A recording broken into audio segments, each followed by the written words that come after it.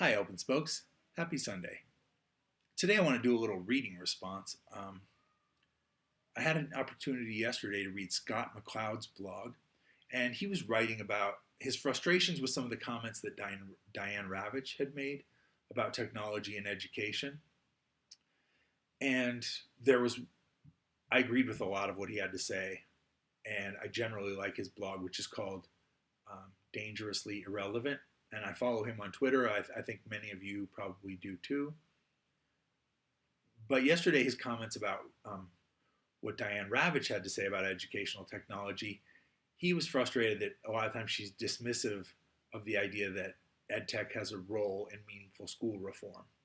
And he said something to the effect of, since Diane Ravitch has indicated that she's not very fluent with computers, she should be more cautious in her commentary, or she should choose her words a little more carefully.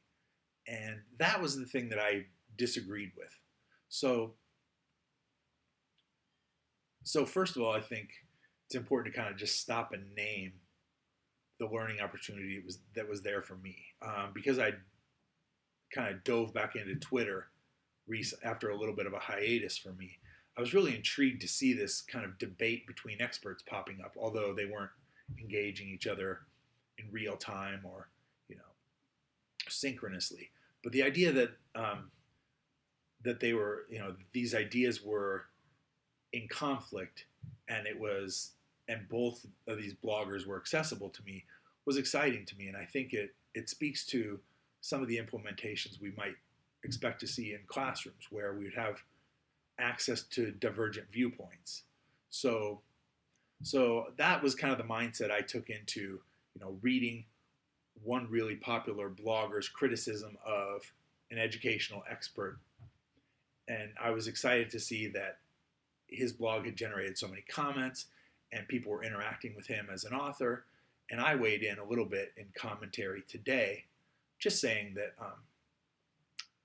I disagreed with his point that she should temper her voice about ed tech since she wasn't that fluent. And in fact, I said that we need to welcome her voice into this conversation, and that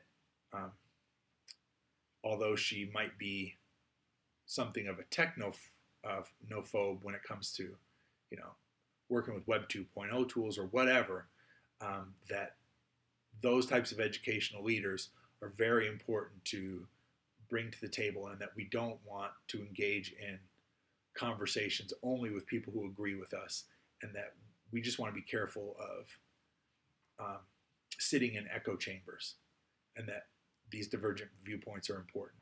So a couple different things are important to me about that. The idea that I have access to these divergent viewpoints, and that while Diane Ravitch is always going to have a voice in education, regardless of the internet or her blog, somebody like that who's a national expert is going to always have a pretty big platform.